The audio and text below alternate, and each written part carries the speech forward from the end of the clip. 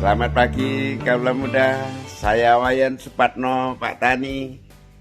Lagi di rumah Kota Wisata Cibubur. Kembali membekali kaula muda sebelum berangkat olahraga. Topiknya sangat penting, pesannya sangat penting, yaitu gagalnya arsitektur pembangunan pangan Indonesia. Kaula muda, tolong disimak pesan saya kali ini. Jika saatnya nanti para kaula muda menjadi seorang pemimpin dan seorang pemikir atau ilmuwan, jangan hanya menghafal teori saja, tapi harus dipraktekkan, diimplementasikan di lapangan ilmu pengetahuan yang sesungguhnya. Tidak cukup pertanian atau pangan hanya dianggap sastra saja, hanya dihafal saja, tidak cukup. Bukan solutif itu. Hari ini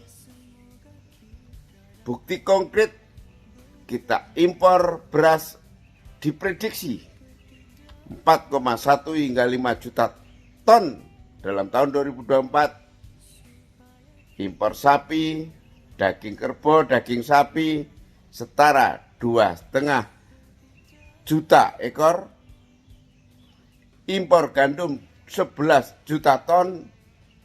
Impor susu 78% dari total kebutuhan.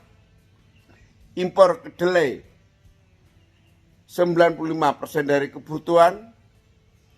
Impor gula 5,2 juta ton per tahun, dan masih banyak lagi. Ini semua hanyalah akibat dari gagalnya arsitektur pangan di Indonesia. Kita disalib oleh murid kita dulu yang belajar di kampus-kampus di Indonesia, yaitu Vietnam, Malaysia, Thailand. Ini harus jadi pembelajaran sangat serius.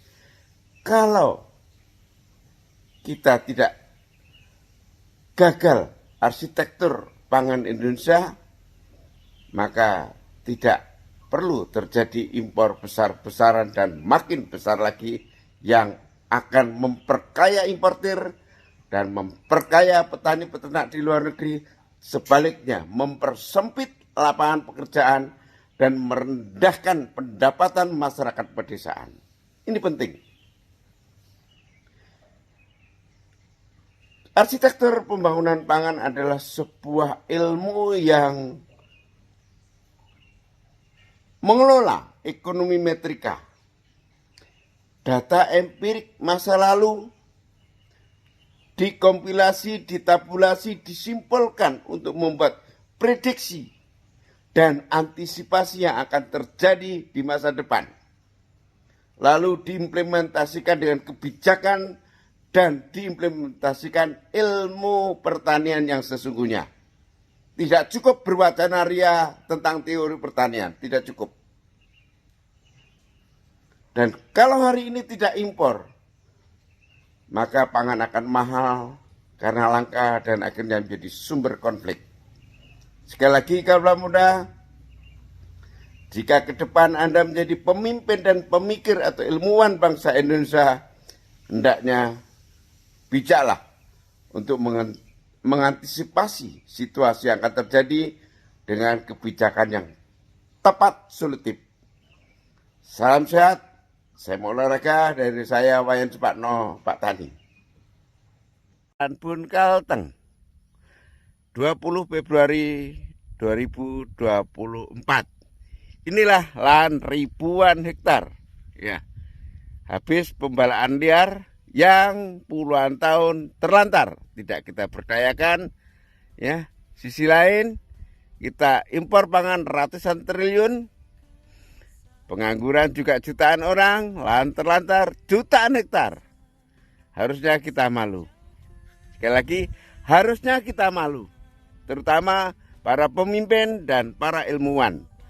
Saya saja yang petani malu. Kita harus bangkit, kita harus tahu diri, kita harus bersyukur, ngulir pambudi, memberdayakan diri kita untuk swasembada pangan. Salam sehat, inovatif dari saya, Wayan Cepatno, Pak Tani. Tani lagi pulang gembalakan sapi, keren. Nah, jos, semua bunting, breeding is leading. Ya, kita harus bangun ketahanan pangan kita untuk mendongkrak kesehatan masyarakat kita. Nih, swasembada sapi ini bunting semua, betina semua. Perumahan, pemirsa. Jadi kita masih bisa lihat di situ ada perumahan ya. Ada perumahan. Jadi cadangan yang 7-8 tahun lagi baru dipakai. Jadi saya kontrak selama 6 tahun. Saya sewa alat berat, saya buat infrastruktur, saya buat jalan, saya buat drainase. Nah, dalam 21 hektar ternyata habis 60 juta, indeksnya hanya 3 juta per hektar. Tapi saya udah tidak kesulitan air jangka panjang.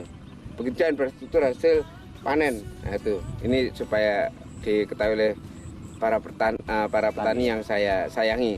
Terus kedua, penting untuk diketahui oleh petani, secara nasional lahan pertanian kita mengalami penurunan kualitas tanah yang sangat ekstrim. Ini harus dibenahi. Caranya gimana? Petani sendiri harus menyadari dan harus mengobatinya.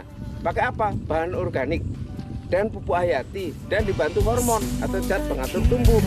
Itu Pak. Bertemu lagi seperti dahulu.